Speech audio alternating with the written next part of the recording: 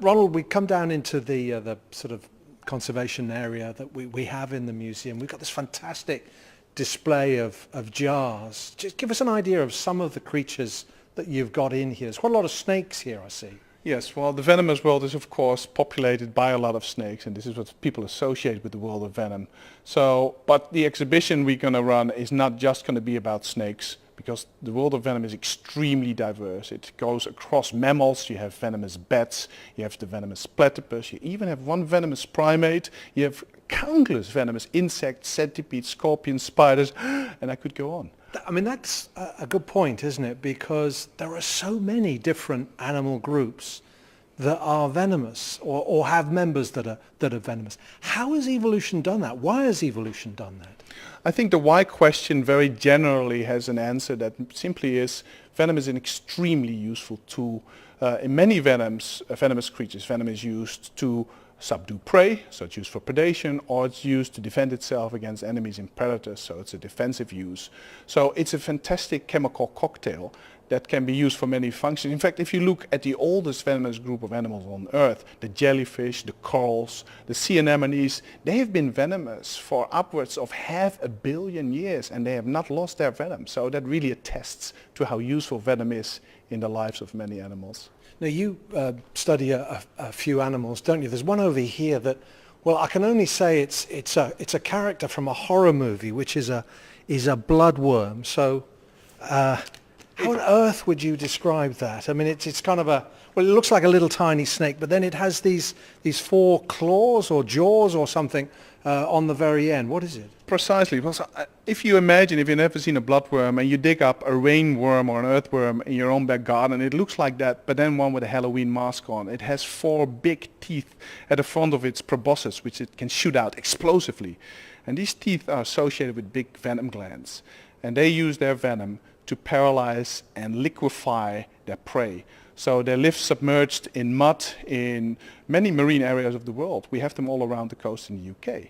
And when a crustacean walks close to them, the proboscis shoot out, they bite through their cuticle, inject a paralyzing, liquefying venom, and they have a meal. And fishermen like to use this, yeah? Yep, anything that's pink and wriggly and quite robust, because they will, live. They can be put on a hook. It's not a problem. They are harvested, for instance, in the United States on an industrial scale from the intertidal mudflats, and this props up a multi-million-dollar local fishing bait industry in, for instance, the state of Maine. You can even buy them in the UK. I think we don't have them in as high densities as in the United States. So if you go on holiday, you may be able to buy American bloodworms on the market in Europe when they've been imported as fishing bait. You do not, however, want to be bitten by these guys. Whenever I collect them or work with them, use triple-layered latex gloves because I'm a smart man. If you do get bitten and you get this nasty venom in you, your hand may swell up like a balloon and you'll be in a bit of agony for some time.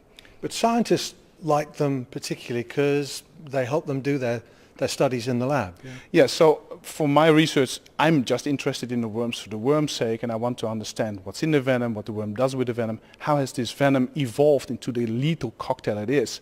But people have been using bloodworm venom for decades to study how nerve cells communicate, because one of the toxins in this venom activates a communication channel between nerves, and people use this tool to study nerve communication, and you can wash it off. So even though until last year people had no idea what this particular toxin was, they could still milk venom from a lot of worms, fractionate it, and take the fraction of the venom that did this particular thing and use it as a tool. And now that we actually analyzed what this factor is, it's going to hopefully make their study a bit easier in the future because they don't have to milk so many worms anymore. We can allow them to home in a bit more. Just to explain to me, it's probably a good point, what is the difference between a poison and a venom? I think in the exhibition we're going to have a one-liner about this. If it bites you and you die, it's venom. If you bite it and you die, it's a poison. So the biggest difference between poison and venom is the mode of delivery. If you're dealing with a poison, you have a toxin that can be passively ingested, inhaled, or absorbed through the skin. When you're dealing with venom, you're dealing with specialized delivery apparatus like fangs, like spines, like spurs that have to inject, often via a wound, the toxin cocktail into a body. Now we've got one snake here that I understand really packs a punch, yeah? Yes, this ugly snake is the coastal taipan, and this is one of the most dangerous snakes that is around on Earth. Very specifically, if you want to select a venomous organism that can kill the most mice, then this is your bet. Because this venom is so potent, if a taipan like this would get a good bite into a mouse, it would die almost instantaneously of blood clots forming in its body and giving it a massive stroke. If the snake isn't so accurate with its bite and it only gets a little bit in, the mouse may get away for a couple of seconds, but then it will die of paralysis. So this packs an enormous 1-2 punch of venom power. So some quite amazing biochemistry. And if we go over to the fume cupboard that's over here, we've got what's this? This is some sort of reptile that we have in the cupboard. Now, medically, this has been quite amazing, yeah? Yeah, this is a Gila monster, which is quite a large, and when they're alive and not bleached in ethanol, quite an attractive lizard. It uses its venom in real life for defense. It can deliver really painful bites. But this one has actually yielded a commercial blockbuster of a drug for the treatment of type 2 or adult onset diabetes. We don't quite know what this venom component does in the venom for the animal itself, but a synthetic version of it is already worth almost $900 million of sales yearly for the pharmaceutical company AstraZeneca. So we are dealing with an absolute blockbuster drug that in some ways is preferable over the use of insulin, because when you inject this drug, it makes you feel full for longer. It regulates the emptying of your stomach a bit better. And so it's a wonderful way of harnessing the power of venom, not for bad, because that's what it's evolved for, but for good. I've got to ask you, Ronald, why there is a sheep. You've got a stuffed sheep here. Oh, we love sheep in the museum. So sheep are extremely important for the production of antivenom. So the reason why you have taipans in Australia and other venomous creatures and so few people die in, say, Australia is because they have the medical infrastructure and the money to create antivenoms that can be used in the treatment of envenomations. Now, antivenoms are really nothing more than a bunch of antibodies from a herd of hoofed mammals. Sheep, or more likely horses, are used in the production of antivenom by injecting a dilute amount of venom from a spider or snake, and then after some time the blood is taken from the horse or sheep. The antibodies against the venom components are isolated, and when you go to a hospital in an emergency situation, this will be injected into you. So for the production of antivenoms, we've been doing this in the same way for over 1 century. We use the immunological ingenuity of hoofed mammals, such as sheep and horses. So the exhibition is going to wow people. It'll probably horrify people as well. But what's the message that you want people to take away? On a visual level, those two words describe it well. We want to wow them, we want to fascinate them, we want to give them a tension between fear and fascination, because venom has evolved in the animal kingdom for nefarious reasons. But we can actually harness this power for good as well in our own society. So we want to give them an impression of the incredible diversity of the venomous world, including in the UK. You wouldn't expect, but they're in our houses, near our houses, in our gardens, what venoms are used for, how venoms intersect with the world of humans in both good and evil. 100,000 people a year die of snake bites. That's a big problem.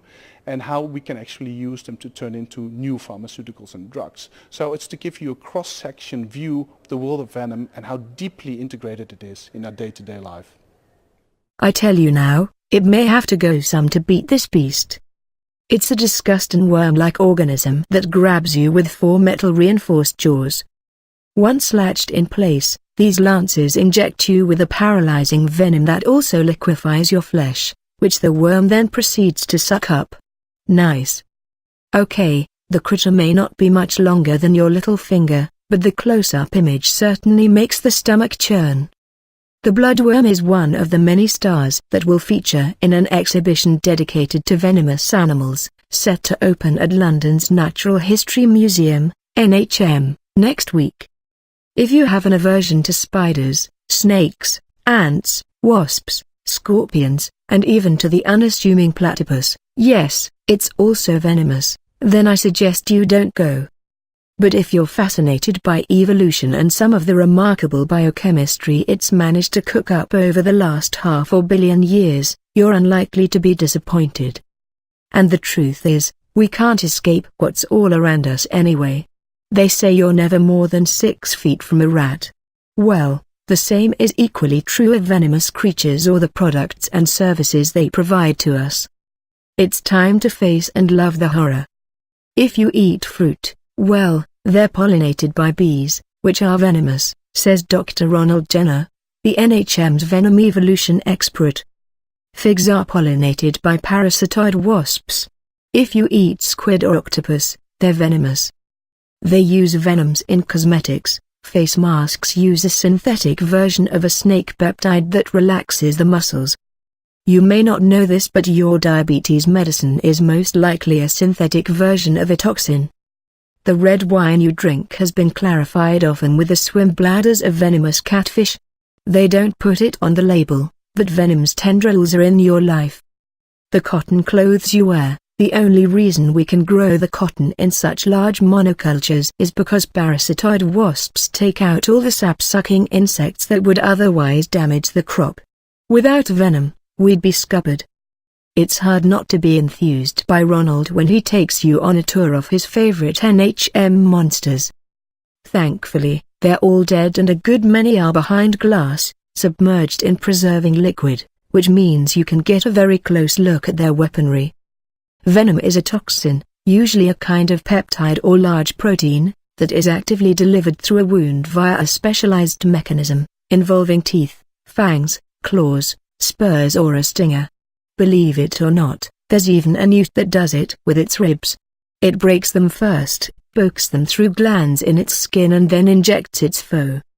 Ronald works a lot with that ugly bloodworm, or the worm with a Halloween mask, as he calls it. It delivers a neurotoxin that was found use in labs across the world to study nerve cell communication. When the bloodworm injects a crustacean prey, it causes a spastic paralysis. But what's remarkable is that this effect is reversible, he explains. Scientists have fractionated the venom to get just that bit that activates cell communication channels. They apply it to the cell culture, study the process of communication, and then wash the effect away with a buffer. It was only this year that we've seen the full molecular structure of this protein, and it's huge and unlike anything else in nature. Some venoms will gellify the blood so the victim will suffer clots, leading to stroke and rapid death. Some venoms act as an anti-clotting agent. Vampire bats use this strategy so they can keep on sucking from a wound. As gory as all this is, it's easy to see the enormous pharmaceutical potential. The most famous example is probably the Brazilian pit viper, whose venom is able to rapidly lower the blood pressure of its victims so they pass out and drop to the ground. The snake's venom showed scientists the way to some of the first angiotensin-converting enzyme, ACE, inhibitors to treat high blood pressure in humans. Then there's the Gila monster. Its painful bite incorporates a peptide that regulates glucose. AstraZeneca markets a drug based on this molecule called ixanadide, which is used to manage type 2 diabetes. Its value runs to hundreds of millions of dollars a year. Of course, everyone wants to know what is the most lethal member in Ronald's collection. I always get asked what is the worst of the worst, he says. Comparing venoms is not straightforward because this form of chemical warfare can be highly specialized. What works on one type of prey may be much less effective on another. But the NHM expert clearly has a soft spot for the coastal taipan snake, which is found on the northern coast of Australia and in New Guinea. In toxinology, researchers use a measure called the median lethal dose to describe a venom's power. If the total yield of the strongest venom ever measured in a taipan was delivered in a full bite, that could kill 50% of 3.3 million mice. That's insane, says Ronald. Venom delivery as a means to take down prey or to defend against predation has evolved independently about 90 times in nature and now includes some 200,000 living species. That is testament to venom's usefulness. And almost every animal would have the genetic toolkit to evolve the capability. You could even make humans venomous, chuckles Ronald. It would involve selective breeding and might take 2 million years, but you could definitely do it. Our saliva would be a good place to start.